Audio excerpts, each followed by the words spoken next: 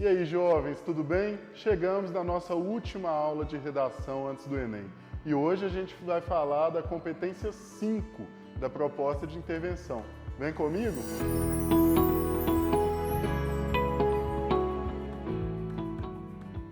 Quando a gente fala da competência 5, nós estamos tratando daquilo que o Enem pede lá na sua proposta de redação, né? Porque tem um trechinho lá da proposta de redação que fala apresentando proposta de intervenção que respeite os direitos humanos. Dentro dessa ideia do texto dissertativo argumentativo, o que a gente precisa entender é que durante o processo de argumentação, nós estamos problematizando alguma questão.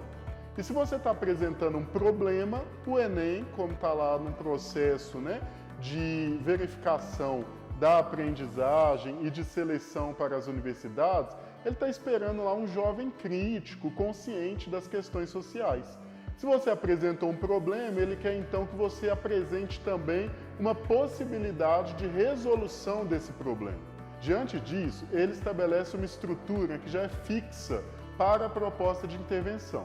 Ela deve conter 5 elementos interventivos e cada um desses elementos interventivos representa 40 pontos, totalizando os 200 pontos da competência 5. Mas vamos lembrar, pessoal, e aí eu vou falar disso mais à frente, que a competência 5 pode ter um impacto na competência 3. Afinal de contas, ela é parte do seu texto, então ela faz parte daquilo que a gente chama de projeto de texto. Diante dessa perspectiva, vamos lá aos 5 elementos. Toda proposta de intervenção, para ser completa, ela precisa ter o agente, que é quem vai fazer a ação interventiva, quem vai solucionar o problema. Precisa ter a ação, que é propriamente o que vai ser feito. Precisa ter o modo ou meio, que é a maneira como a ação vai acontecer. O efeito, que é o resultado da ação. E, por último, mas não menos importante, o detalhamento, que nada mais é do que uma informação a mais sobre um dos outros 4 elementos. Aqui, pessoal, eu acho que fica muito claro para a gente que é mais tranquilo e fica mais evidente, pensando no corretor de redação, que você detalhe ou o agente ou o efeito da sua intervenção. Qual que é essa ideia? Se você, por exemplo, fala que o Ministério da Educação é o seu agente, um detalhamento desse agente poderia ser, já que é uma ampliação da informação, o detalhamento poderia ser órgão responsável pelas dinâmicas educacionais do país, entre vírgulas, né? Porque é uma construção adjetiva. Dentro dessa perspectiva, você vai perceber que, para ficar claro o detalhamento, ele tem que estar próximo daquele elemento que ele está detalhando. Tome muito cuidado com essa questão da estrutura. Pense que o seu corretor lê várias redações ao dia. Claro que ele é treinado para isso. Mas se você facilitar a leitura dele com a indicação dos elementos, vai ficar muito mais claro. Então, por exemplo, use verbos no modo imperativo e não no modo de possibilidade, no subjuntivo.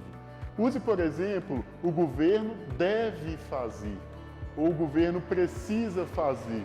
É necessário que o governo haja, por exemplo, porque aí você está mostrando construções de forma mais claras. Outra coisa importante para a gente pensar que é o detalhamento do efeito. O detalhamento do efeito só vai ser considerado um detalhamento se ficar evidente a relação de consequência do efeito.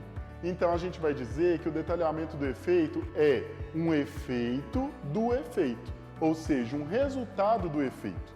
Então vamos pensar comigo, olha, se você coloca que o efeito vai ser, independentemente do tema lá, né, dando um exemplo, se você coloca, por exemplo, lá como efeito que a sociedade viverá em harmonia quando essa ação for colocada em prática, e você quer detalhar esse efeito, você usa a palavra consequentemente. Consequentemente, as relações sociais colaborarão para a melhora da educação, alguma coisa desse tipo. A relação de consequência precisa aparecer no texto. Uma outra coisa importante também em relação ao modo meio. a própria palavra modo ou a palavra meio, se você usar ela, você já vai estar evidenciando para o seu corretor que aquele trecho que vem ali é o modo meio. Porque muitas vezes as pessoas colocam o modo meio, mas ele fica estruturado como se fosse a ação. Então toma cuidado para que você não confunda o modo meio com a ação. Vou dar um exemplo para você. Se você coloca assim, por exemplo, diante disso é necessário que haja uma ação por meio de medidas tomadas pelo governo como políticas públicas. Quando você constrói isso, ao falar é necessário que haja uma ação, isso não é uma ação interventiva. Você não está evidenciando o que vai ser feito. Quando você coloca dessa forma, o seu modo meio, aquilo que apareceu por meio de políticas públicas, o que seria o modo meio se torna a ação, que é o que vai ser feito, são as políticas públicas. Entende? Então, diante dessa perspectiva, deixe muito claro para o seu corretor quem está fazendo a ação, o que vai ser feito, de que modo vai ser feito e o resultado dela. Uma dica também, gente, aí pensando em estrutura, é a gente terminar o nosso parágrafo com efeito, porque a proposta de intervenção não é a conclusão do texto, mas o efeito da proposta de intervenção dá essa ideia de fechamento. Outro ponto importante, se você apresentou 2 problemas ao longo do texto, aí eu estou falando de construção de competência 3, não é nem de competência 5, porque a 5, como eu disse, vai avaliar os 5 elementos. Mas pensando em projeto, se você problematiza 2 pontos e a ideia é que você solucione esses pontos, você não pode deixar uma questão em aberto. Você precisa evidenciar uma solução para todos os problemas apresentados. A questão é, vai ser pontuada a proposta de intervenção mais completa, ou seja, a que tiver maior quantidade desses 5 elementos.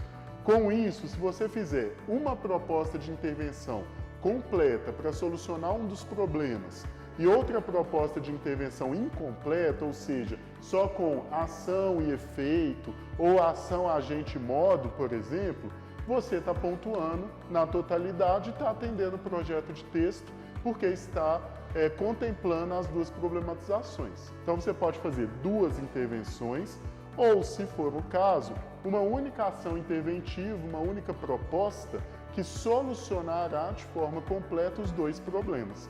Isso também está valendo.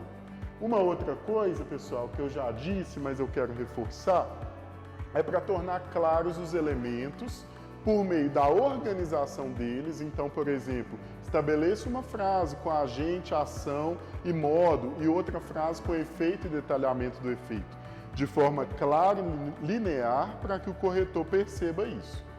No mais, pessoal, essa é a competência mais tranquila.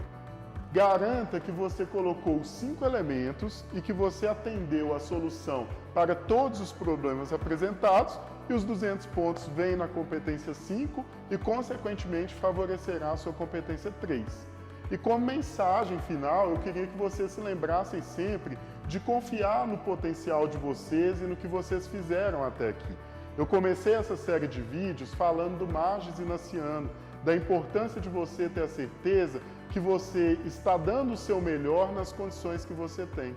Eu não tenho dúvidas de que lá no domingo, no Enem, você vai dar o seu melhor contando com o seu potencial e com todo o seu processo de escolarização. Eu estarei aqui torcendo por vocês e contem comigo nesse processo e em tudo que vocês forem fazer e eu puder ajudar. Até mais, pessoal!